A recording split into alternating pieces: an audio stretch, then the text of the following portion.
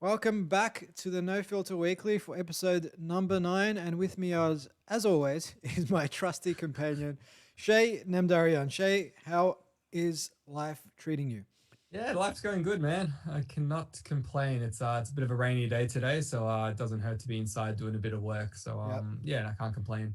Fair enough, mate. Fair enough. Well, my life's doing well. Nice of you to ask. But You- How are you going, Steve? no, look, I know we talked about this separately, but I think for our audience, it might be an interesting story. So a few months back, I bought my mum what I found out recently was a plum-headed parakeet or a parrot.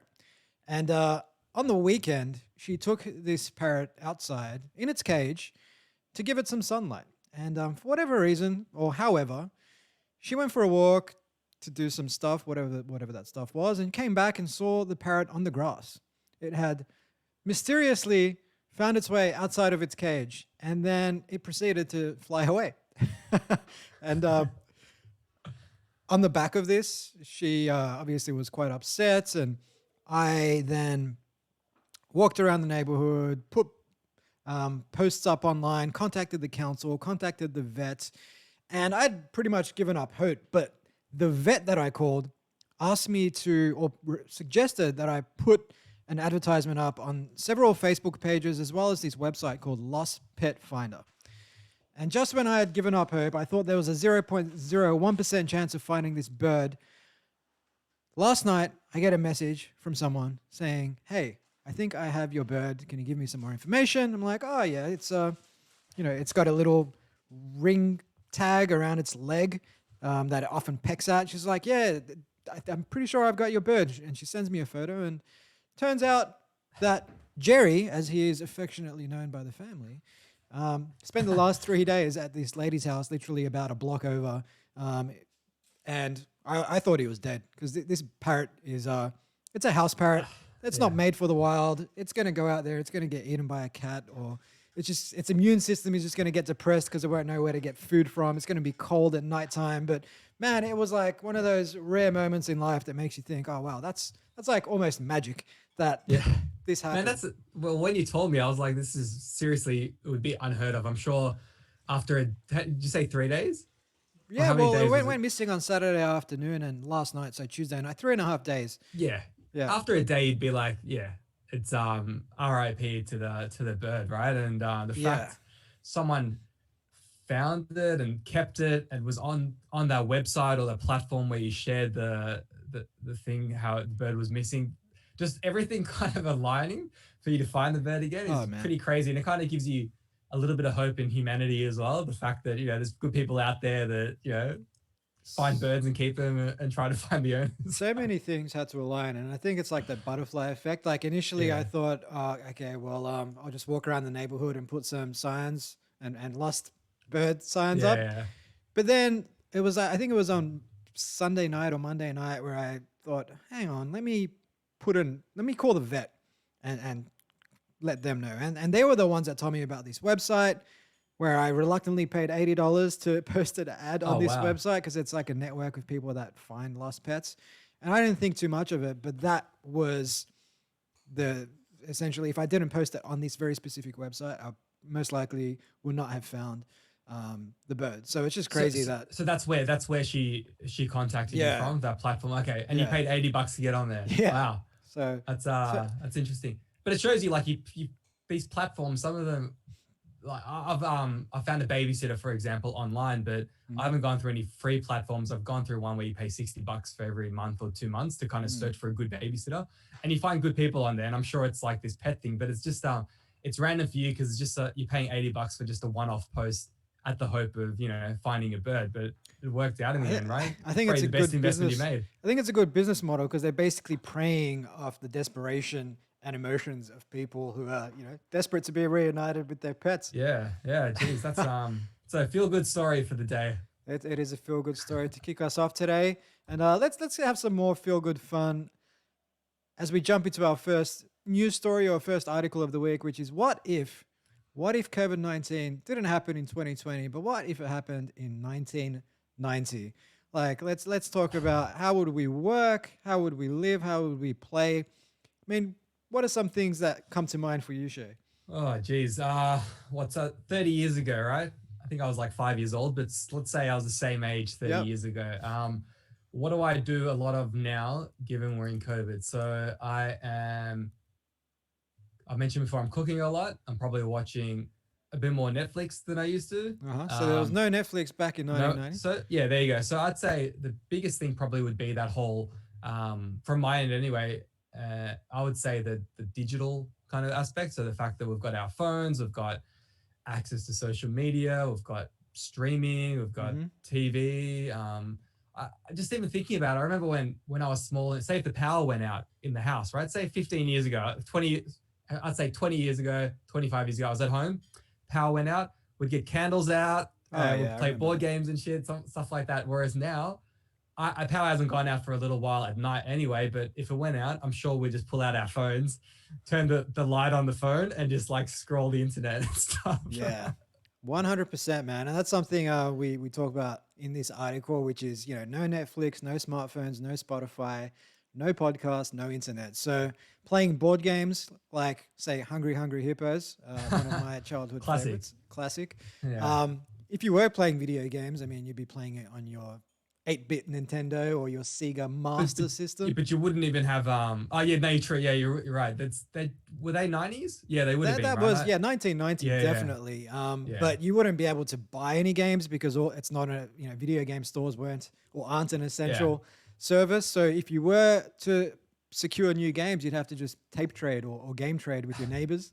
Yeah. But we had a different mindset back then where you'd buy a game and you'd play that game for like a year or 6 months. Is true. Whereas now you get a game, you play for a day, you get over it, and you want to move on to the next one, right? You have shorter attention spans. Yeah. It's the same with Spotify, where you might listen to like 2 or 3 songs and keep skipping through to the next song. Whereas, in 1990, you would have bought an album and listened to it like non-stop, repeatedly man. for months on end. Non-stop. You'd memorize every word, every lyric, every song on there for sure. Definitely. And I mean, you think about smartphones nowadays and what they empower us to do, and the types of commoditification that they have brought to different industries. So, for example, food delivery. So, 1990, you think about food delivery, you're talking about pizza, you might be talking about Chinese food, Thai food.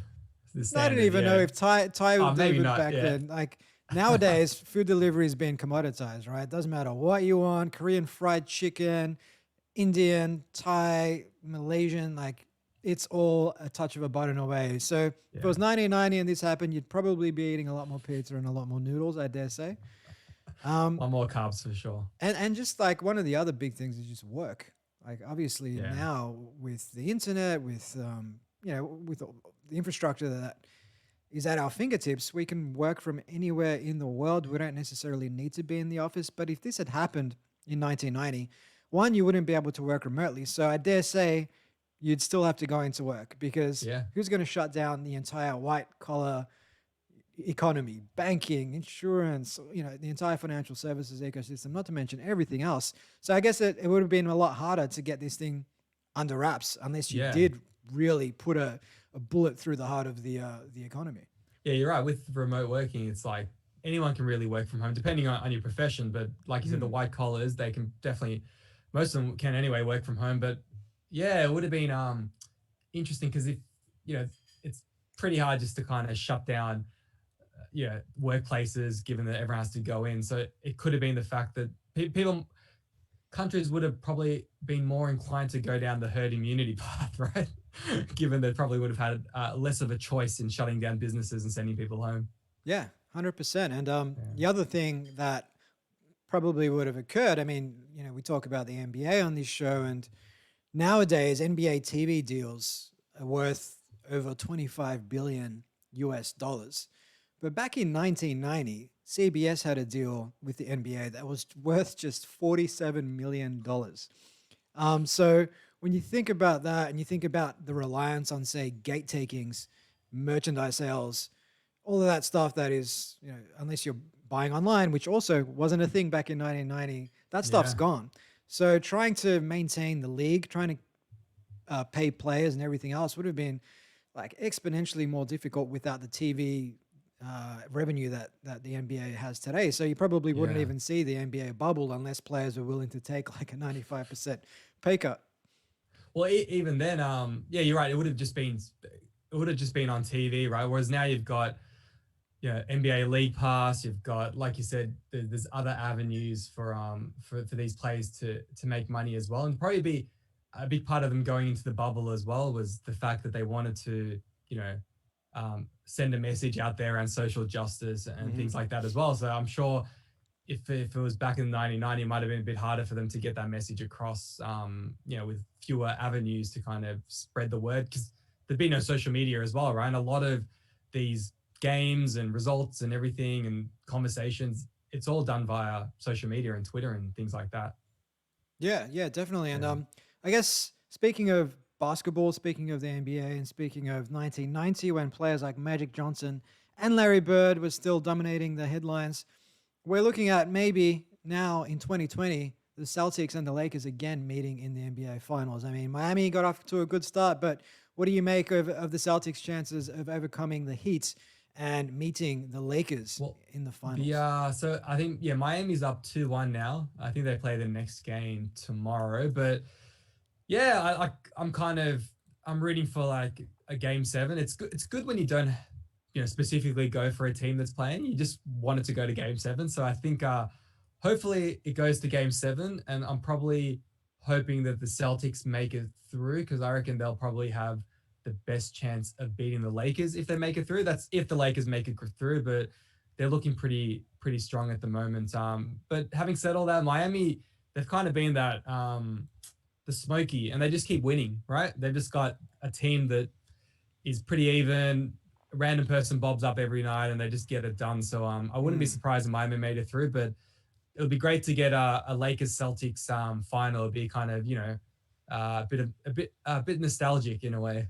Yeah, I mean, when's the last time they met in the finals? Wasn't it about 10 years ago when Ray Allen and Paul Pierce were playing Oh at the yeah, Celtics? it would have been Kobe as well. Yeah, yeah, it would have been around that time. They're the Celtics had the big three of Garnett, Paul Pierce, and Ray Allen.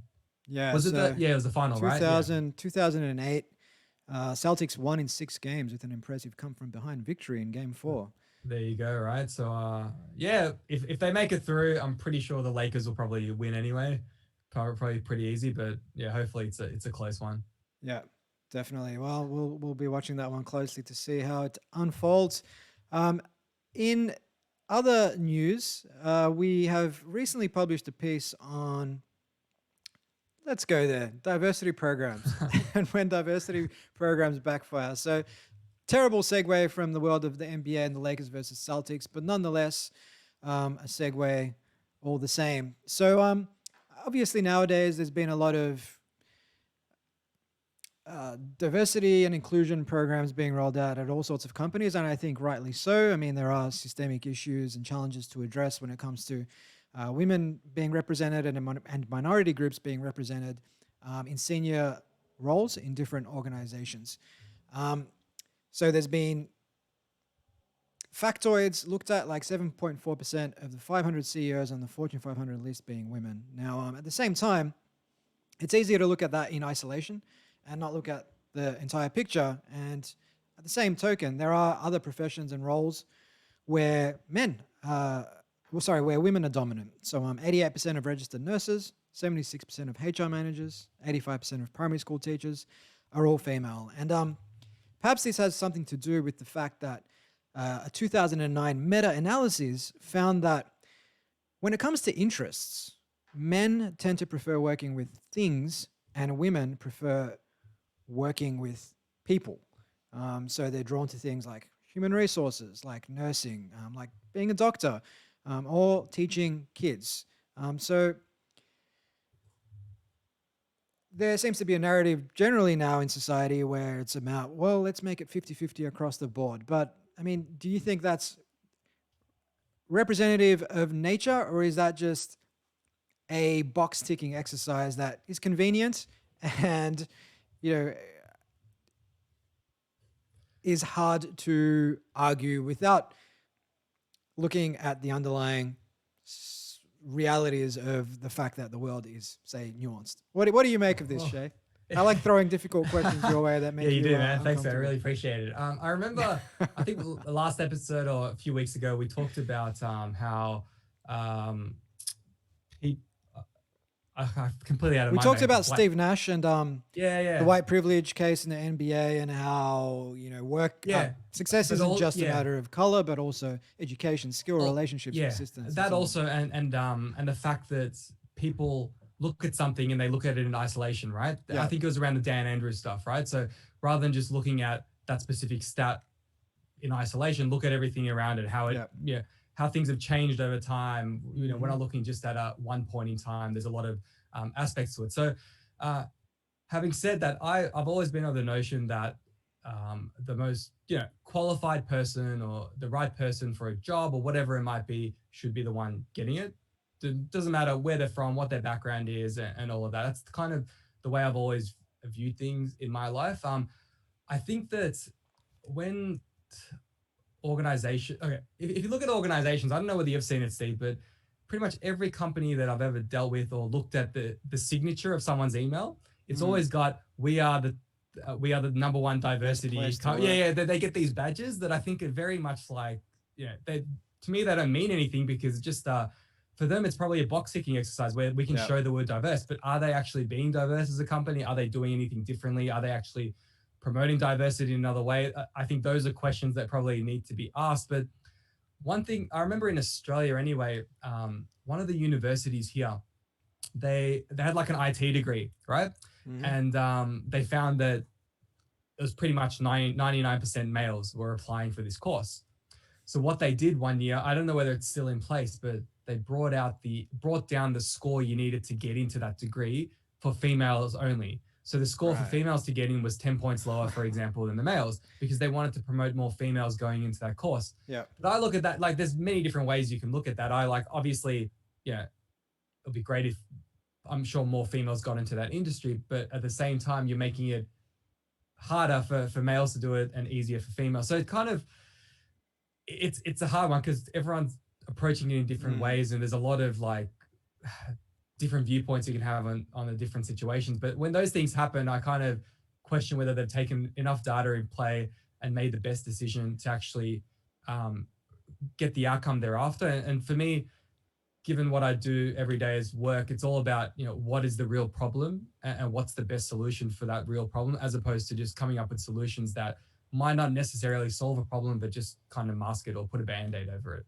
Yeah, that makes a lot of sense. And I think if you look at certain societies, such as, say, Scandinavia, a lot of the countries, such as Sweden, Denmark, have taken great strides to give people equal opportunity. And in those societies, men still self select into roles that are very thing oriented, and women still self select into roles that are very people oriented. So when you see certain industries, 90% of people in this industry are men.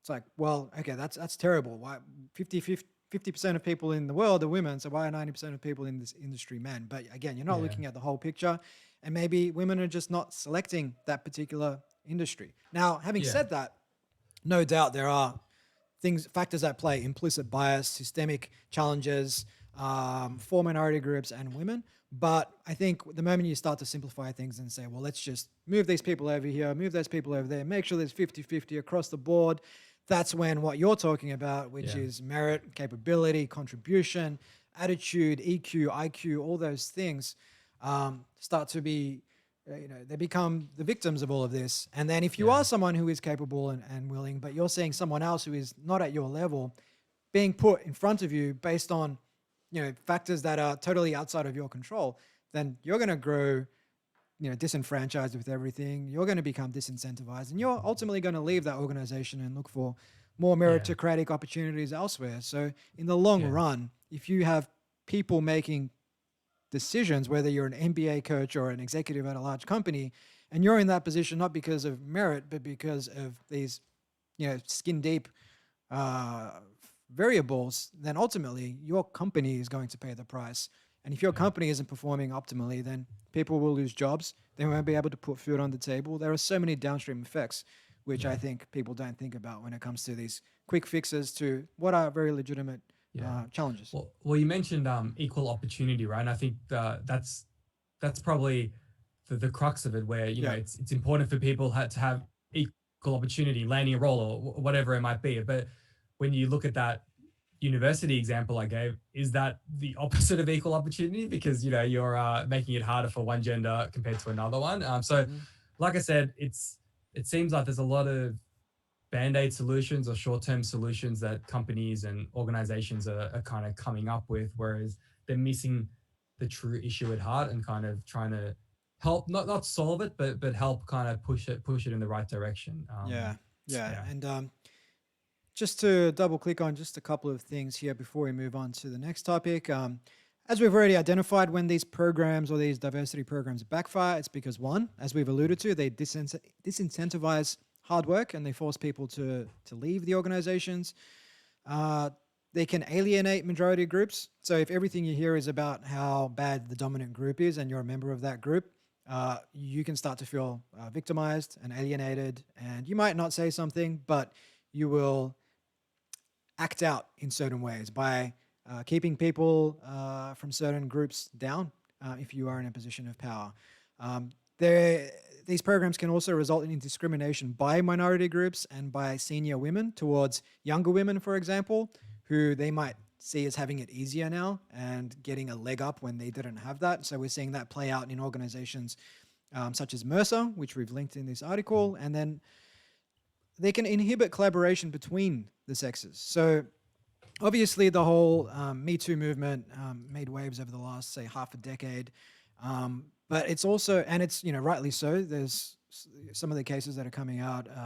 And I think even from my time, what I observed and what I heard going on in certain management consultancies that I've worked for, this stuff is very much widespread. And even some of our clients, I think there was a certain client of ours in a certain country called New Zealand who made news for all the wrong reasons a few years ago, and we promptly stopped working with that particular client. Now we won't name names, and I'm sure if you Google it, you can figure it out for yourself. But what this is resulting in is a lot of men in positions of power, and not necessarily positions of power.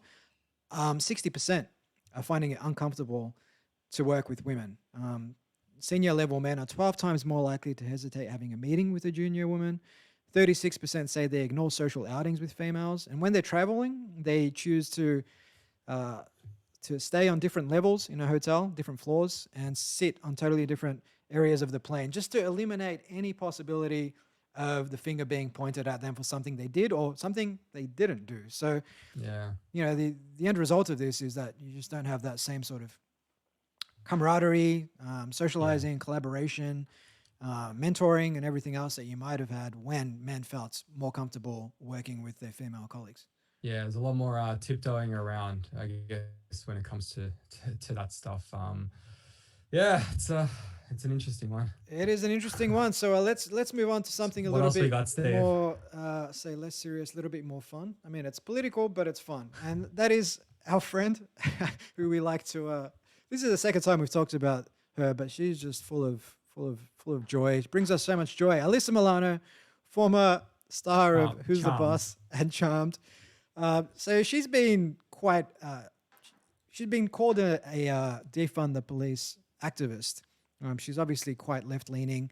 But just the other day, guess who Alyssa Milano decided to call? Who, Steve? Tell us. The police, because there was what she believed to be an armed gunman on her property. And turned out that within 20 minutes, quite a few cop cars or police cars turned up to her $2.5 million home in Los Angeles. They had their guns at the ready and seemed very serious. And it turned out that there was no armed gunman at all.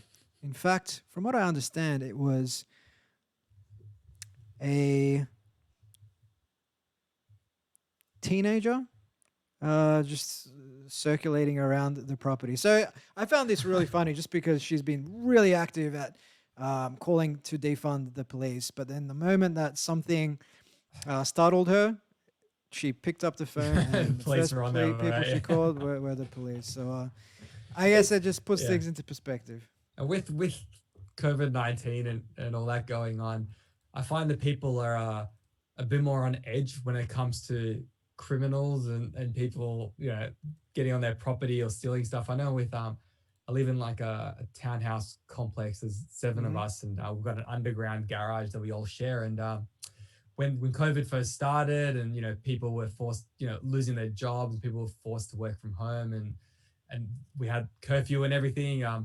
Some of our neighbors would email us saying, "Hey, please make sure the car garage gate is closed completely before you leave or you come in, because we don't want anyone breaking in and stealing all our stuff from the garage." It was just like, I was just shocked because we live in a really nice area, right? And Yeah. it's like, who's going to come and do that? But people are so on edge with COVID-19. They just they see people losing their jobs. They're like, oh, people losing their jobs, they're going to be really desperate. It's just really, people just aren't thinking logically. And I'm sure with her, she would have just seen like some kid, but just thought it was like someone ready to like rob her and steal everything from her house. So it's kind of, people are thinking in a different way than they probably would have a few years ago.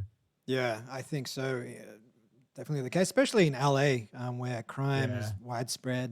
Homelessness is widespread, and there's actually quite a mass Yeah. exodus out of LA at the moment. I mean, some personalities in the media world, in the podcasting world, Joe Rogan, moving from LA to Austin.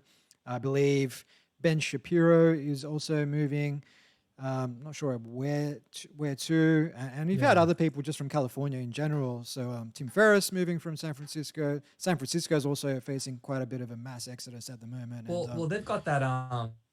They had that air quality issue. I don't know whether you read about that, but there was a period there where the air quality was terrible. One of this guy I know that lives there, he sent a photo of outside his apartment through the windows, and it was literally just like brown. It was the weirdest thing I'd ever seen. yeah, So that's obviously not ideal for people living there either. yeah, I remember someone saying something that if you stay inside, say in an apartment complex in San Francisco, you risk dying because of all the circulated COVID-19 air.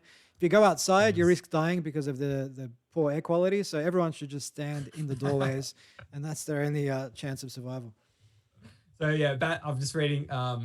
It looks like the smoke is dispersing in the Bay Area, but this was a day ago. This article, so Oh wow, so that was a it few still days. seems like it's a bit of an issue going on there. Yeah, well, But at these people you're mentioning, obviously they're moving from LA to other parts of the US. I think in Australia where we live, it would probably be happening as well, but we just can't leave our state. That's the challenge, right? I'm sure there would have been a lot of people that would just move to Queensland, get a bit of sun, a bit of oh heat, yeah, and kind of relaxation, because everyone's working from home and remotely anyway. So I'm sure yeah, that once borders open up here, it might not happen instantly, but there'll probably be a bit of movement from people moving from Melbourne to other states, or whatever it might be, mm, just to kind of um, move with the changing times of remote work, and also, people not having to obviously go to the city, right? You don't have to be in this. You don't even have to be in the city you work in or mhm. work from, right? You can just work from anywhere you like. Yeah, yeah. I think look, if we knew that this lockdown would have gone on for as long as it did, I mean, Yeah. initially it was supposed to be like a 4 week thing, and then there was a subsequent lockdown, which has turned out to be like, I don't even know anymore, like 12 weeks. We probably would have left or skipped the state Yeah. before the borders closed and moved, gone up to Queensland Oh, or for sure. something and just I reckon there enjoyed would more be a lot sun. more movement.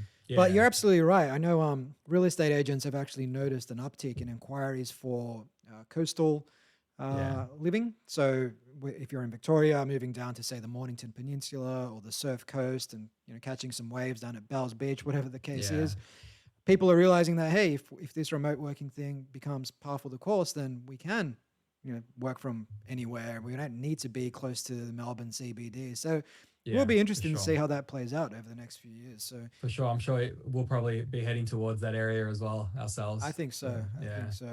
Definitely. Sea change, mate. Yeah. If you had a preference, would it be the Mornington Peninsula or the Bellarine Surf Coast Peninsula? I'll probably go Mornington Peninsula, Yeah. just because I've spent a bit of time there on just like holiday family trips and stuff. But even like a bit closer, there's a few suburbs that they're not too far away from Melbourne, but they're near the beach as well. So it's like the Bayside area in Yeah. Melbourne's actually not too bad, but it's obviously a lot more expensive, right? So it just depends on what you're after. But there'll be a lot of movement over the next 6 to 12 months. It'll be interesting to see Definitely. how it Well, unfolds. I'll be on the Surf Coast, mate. So I guess I'll be catching the Queenscliff to Queenscliff to Nice Sorrento Ferry to come and visit you. one. But Sounds good. speaking of the Bay Area, obviously the home of big tech globally, it is San Francisco. I mean, we don't really need to say much about that. But one of the companies from this area is Larry Ellison's Oracle. Now, we've talked about TikTok previously, and who would have thought that Oracle, of all companies, would be the ones to buy TikTok USA? And it's interesting because if you look at Google Trends and search Oracle, you'll notice a massive upswing around September 6th to September 12th when the deal was announced in searches for Oracle, which leads me to believe that there's a lot of 16-year-old TikTok users out there searching, what the hell is Oracle? Yeah, it's probably not a well-known brand for a lot of them, Yeah. I'd say. Yeah. So, I mean, the Oracle deal, I mean, I haven't really looked Yeah. into the specifics of why this makes sense for Oracle, but Oracle being a, database management system, it's interesting to say the least why they would purchase TikTok. I mean, there's obviously the benefit of a company that potentially could be worth 10x what it's currently worth, given Yeah. TikTok's growth, and that's something that Oracle can reap the capital gains from. And I'm not going to purport to really understand the underlying business model strategy here, but it is interesting to see that this is what's come to fruition, given that all the talk up to this point was that it was going to be either Microsoft or at one stage Twitter buying TikTok.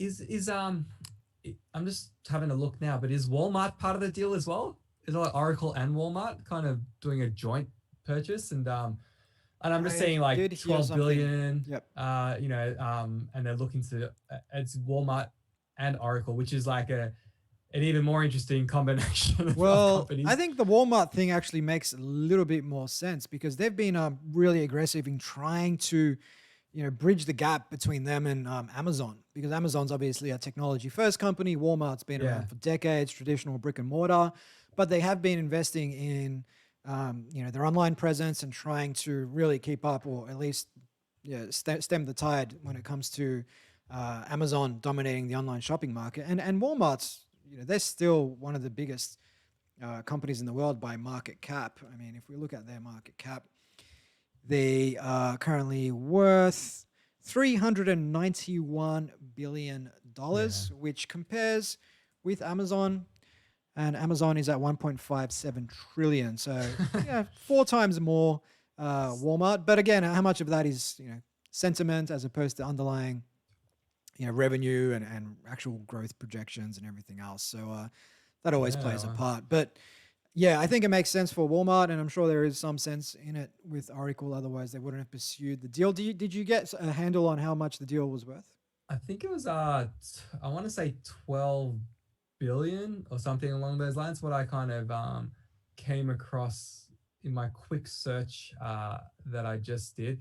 Yeah, so Oracle and Walmart will own 20% of TikTok Global, with 12.5% for Oracle and 7.5% for Walmart. And then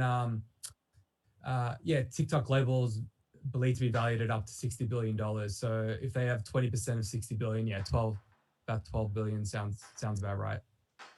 Interesting times Yeah, ahead. So yeah. we'll watch that closely. And Well, we see never how that really plays out. we've touched on it a couple of times over the last few weeks, and let's just say like you said, we never really talked about Oracle or Walmart. Who do we talk? We talked about Talk about Twitter and Microsoft. Twitter, yeah, and then boom, out of nowhere, Oracle comes to the party. Huh? Speaking of Microsoft, the new Xbox Series X was recently announced. I believe it was announced during the week, but I am not the world's biggest video game buff. Me neither. I saw it, but I managed to see what it looks like because I know the PS5's coming out soon as well. It's like they just kind of talk about it. They align in terms of, all right, we're going to come out in 2021. You guys want to do it as well? And Xbox and PlayStation just kind of align in the year they want to come out, because it always seems to be around the same time. It does. I think they do that on purpose, because if one comes out before the other and it's the next gen console, it has a significant advantage. And then if you're releasing your console a year later, like the switching costs for getting everyone who's bought the Xbox to jump ship and buy the PS5 when they've already invested in all these games. They've signed up to the online network and all that sort of stuff. Like that can be, a very difficult thing to woo Yeah. gamers over. So you kind of have to release them at the same time. But at the same time, you're always wrestling with those challenges, because if I've purchased the previous 4 PlayStations, like it's going to take a hell of a lot to get me to jump ship and become an Xbox gamer all of a sudden. Well, yeah, no, you're right. And before we jump into the Xbox stuff, if you look at the PS4, do you know when the PS4 came out? It was Have a like 10 guess. years ago now, it seems like. 7 years ago. Yeah. That's pretty nuts, man. That's pretty like good consoles, longevity. yeah, done pretty well over a 7-year period, and it's still, like pretty expensive. I'm sure they still get really decent sales out of it, but 7 years, man, that's crazy. Yeah, well, it sold 112 million units, which compares favorably to, say, PlayStation 1, which was 102 million, Nintendo Wii, 101 million, and PlayStation 3 at 87.4 million. So I believe it's the best-selling games console of all time. From It what looks like understand. there's a bit of a trend as well, right? I think PlayStation seems to release a new PlayStation every 7 years. I think Yeah, okay. the PlayStation 3 came out in 2006 in November, Mm-hmm. and then the PlayStation 2 was in 2000. So obviously about 6 years there. But Yeah, and I'm just yeah, there's a trend there. it's a good 6 to 7 years, Yeah. which I guess that makes sense. But I'm just fact checking myself here. So the best selling console of all time was actually PlayStation 2 with 155 million, followed closely by the Nintendo DS at 154 million. PlayStation 4 is the 4th highest selling console of all time. And I know you've got yourself a Switch at the moment, don't you? Yeah. Based on your advice, Steve, I got myself a Switch as well. Was it good advice?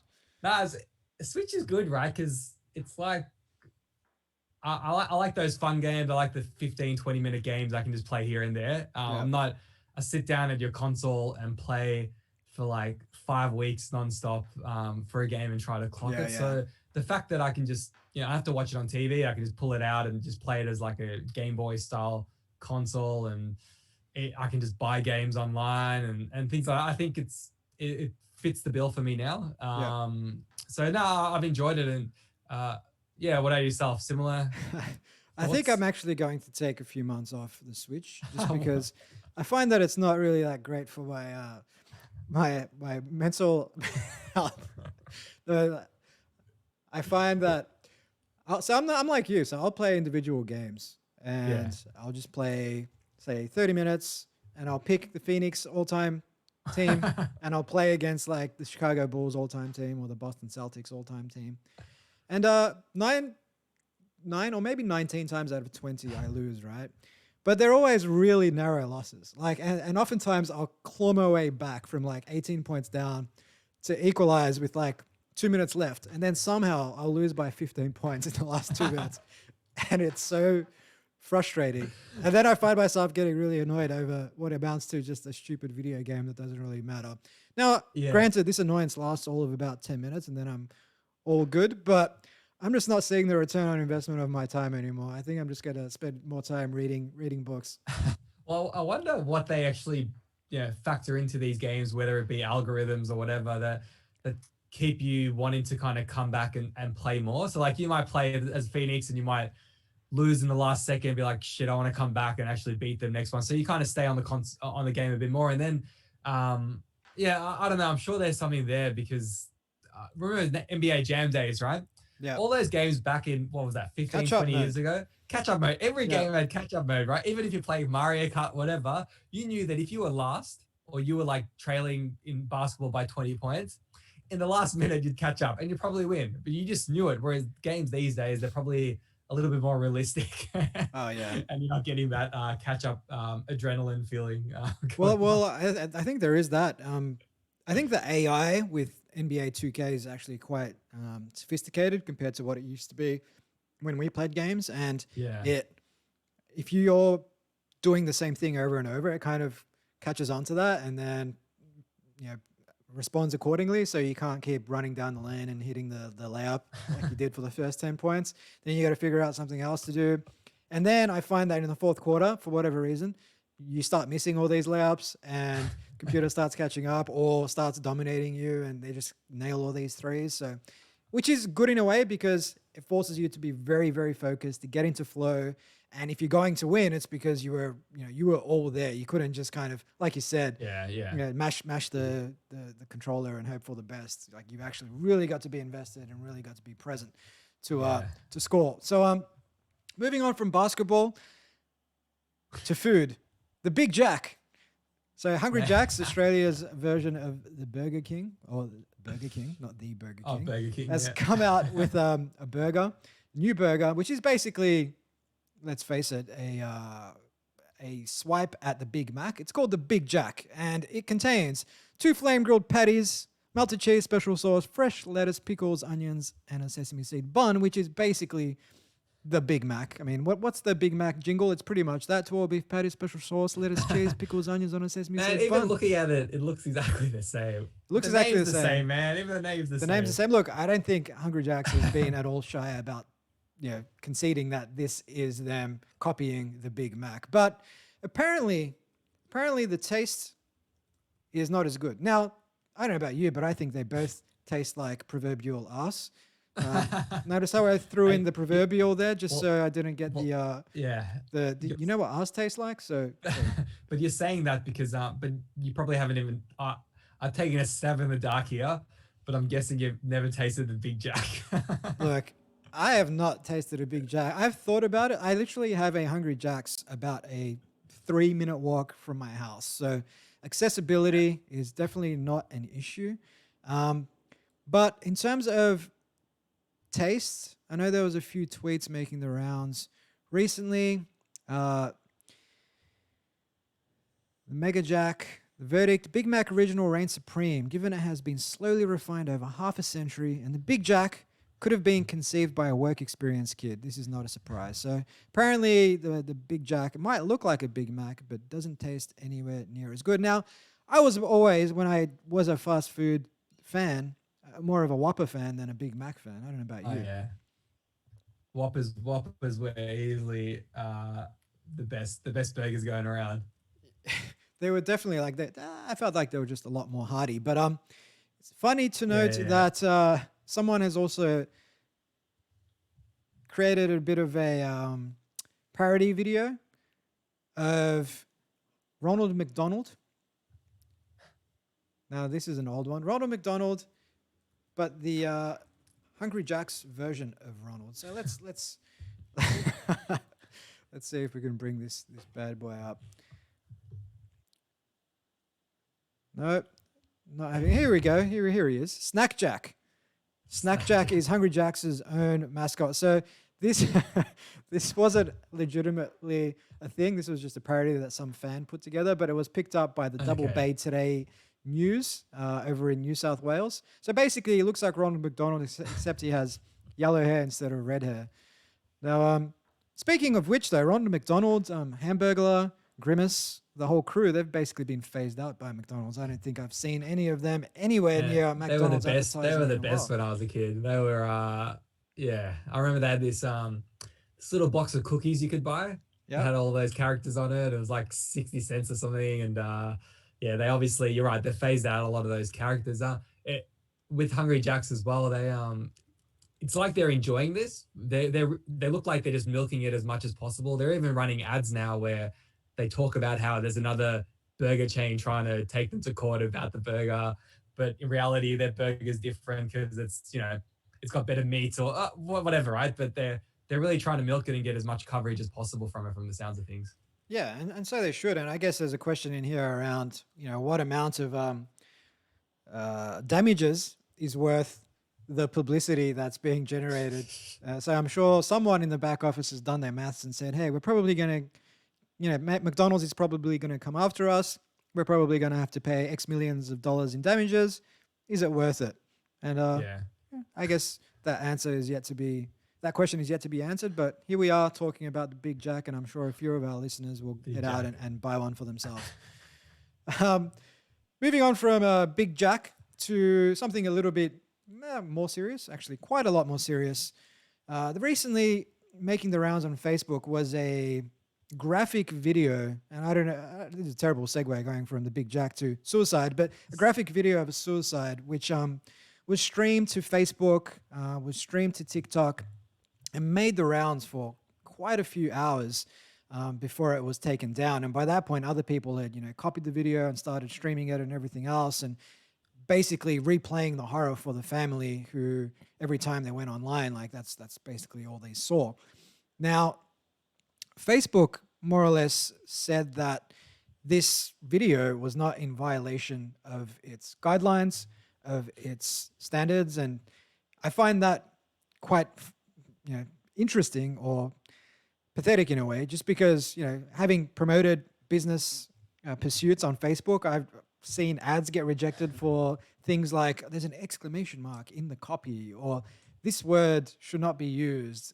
Yet someone committing suicide and that being streamed to Facebook and TikTok and whatnot in a manner that it can become, no doubt was visible to many young eyes. I mean, that to me seems ludicrous. And then at the same token, just last week, Facebook announced that a new guideline around music, whereby it threatens to delete band accounts for live streaming shows without copyrighted content. So if you're a band, you've got your own band page, you've got your own songs that you wrote, but for whatever reason you haven't uploaded the correct licenses, Facebook has the ability, and they've threatened that they will delete your entire band page. They won't just take down the video, but if you strike once or strike twice, they will delete your entire band page. So I'm just struggling to reconcile these two worlds. How suicide video, it's all good. It's in line with our guidelines. Your band playing your music to your fans on your page, we've got a problem with that. So with the suicide video, did they, when you say it doesn't breach their guidelines, did they eventually take it off, or did they eventually find the source and just kind of take it off the net because of backlash or something, or like what happened in the end? In the end, the video was taken down. The initial response from Facebook was that the video was making the rounds because it wasn't in violation of their guidelines. Okay.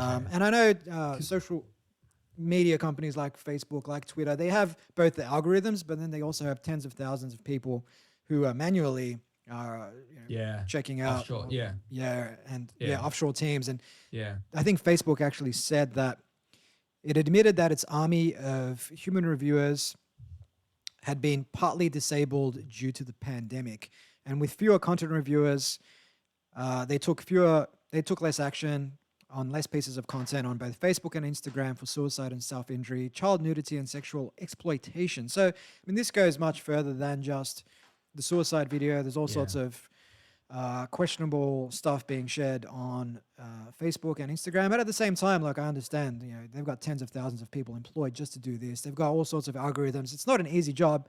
Yeah. And it's a complex topic because when you have millions of pieces of content being posted every single day, how do you effectively manage that? And the scary thing with something like TikTok as well is the age demographic is much lower than your Facebook, right? So you got like young kids on there, probably like 12-year-olds, 13-year-olds just using TikTok. And I don't use it, but from what I gather, it just brings up popular videos at the time. It just kind of gives you random stuff when you kind of going through it. That's what I've been told, I think. Yeah, TikTok, right? So it's their algorithm that purely serves stuff up. So it's not based on what your friends are sharing. Yeah, exactly, right? Yeah. So this suicide video is just popping up in anyone and everyone's TikTok, right? And we're talking like young kids just sitting there watching something pretty graphic happen in front of them. Like, think about the long-term lasting impact that something like that could have on them. Yeah, definitely. So look, I definitely don't have the answers to this one because Facebook, as they like to say, we're a platform, we're not a content creator. We provide the infrastructure for people to share content, post content, get their stuff out there. At the same time, they try to do their best to manage and monitor that stuff, but obviously there is a hell of a lot of room for improvement. And at the same time, people tend to be quick to jump to conclusions, to point fingers. But Facebook is only 13 or so years old. This whole social media thing, this whole internet thing is so new. And the super early embryonic stages of it, like if you compare it to where it will be in 200 years' time. So it's only natural that there's going to be all sorts of unintended consequences of the technology being used Yeah. by millions of people. Yeah, no, for sure. Yeah, I'm sure hopefully this is something that when these things happen, usually these big companies, big tech companies, they learn from them, and generally they probably don't happen as much in the future, or hopefully this won't happen again. Fingers crossed it does not happen again. Uh, but it probably will. So we're almost out of time. Have you got 5 more minutes? Yeah, let's hear it. What do we got, Fantastic. Well, Steve? let's wrap up on a positive note. Yeah, Two we can't end legends, on we can't end on that. two legends of the comedy world.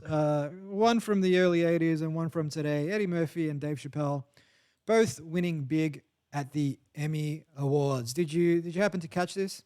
Nah, I didn't actually. Was this was Jimmy Kimmel hosting it? Was that I the believe Emmys? he was. Yeah, yeah. Yeah, So yeah, yeah. No, I didn't catch it, but I heard a couple of things that came out of it, but I haven't heard anything about this. I'll be interested to see why you're mentioning Dave Chappelle and Eddie Murphy, I think it was. Well, I mean, Eddie Murphy won 40 years after he burst to stardom on Saturday Night Live. He won what was his first Emmy Award for Outstanding Guest Actor in a Comedy Series for his return to Saturday Night Live. So funny how it took him 40 years to win 40 an years, man. Emmy. Pretty crazy, although admittedly, he's done a lot more in movies than he has in TV, which is essentially the wheelhouse of the Emmy Awards. And secondly, Dave Chappelle won Outstanding Variety Special for the second time in 3 years for his latest stand-up special, which was Dave Chappelle, Sticks and Stones. Have you seen Sticks and Stones? Yeah, I've seen all his stuff. He's a very, very funny man. I remember with Dave Chappelle, I can't remember what the name of the show was, but this is probably 10, 15 years ago. I'm trying to recall the Dave Chappelle special, but I had it on CD. It was probably longer than 15 years ago then, and it was literally like a 50 or 60-minute track on a CD, and I just listened to it over and over again and just memorized the jokes. And his stand-up specials, to me, they're easily the best stand-up specials going around. He's I'd say personally, I think he's hands down the funniest comedian going around. But having said that, I remember Eddie Murphy during his prime, which was probably 30 years ago or so, when he had Delirious and Raw. There were some pretty funny stand-up specials as well. Oh yeah, I think Delirious and Raw for me, that was my sort of gateway drug into the world of stand-up comedy. And before we wrap up today, I think Eddie Murphy is someone who has been touted to make a return to stand-up a good 35 years after moving on from that world and finding himself making films like Boomerang, Coming to America, 48 Hours, Beverly Hills Cop, all those classics which we know and love. But last year he made an appearance at an awards ceremony. I believe it was, I'm not sure which award ceremony it was, but this was Eddie Murphy presenting an award. Let's have a listen. To America.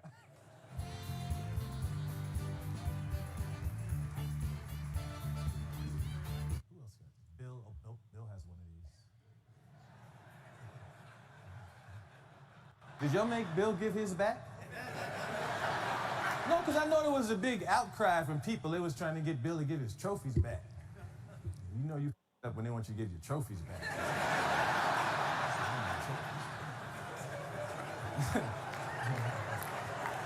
Give his trophy back to him? He should do one show where he just come out and just talk crazy now. I would like to talk to some of the people who feel that I should give back my trophies. So a bit of a throwback there to his Bill Cosby impersonation from Delirious. Unfortunately, I could not hear a single word of that, but I'm hoping anyone listening online, the audio came through for them. Well, I'm hoping it did. You're Otherwise, enjoying it. it's You're a good enjoying 1 it too minute. much, Steve. At least I was smiling. I didn't want to cut That's in. That's a great thing. Well, on that positive, somewhat bittersweet note, given you couldn't hear the audio, All I right, think I'll watch it after this separately. we'll wrap this one up. We'll wrap this one up. Shay, enjoy the rest of your day, mate. Pleasure, Steve. I'll catch you next week. Cheers.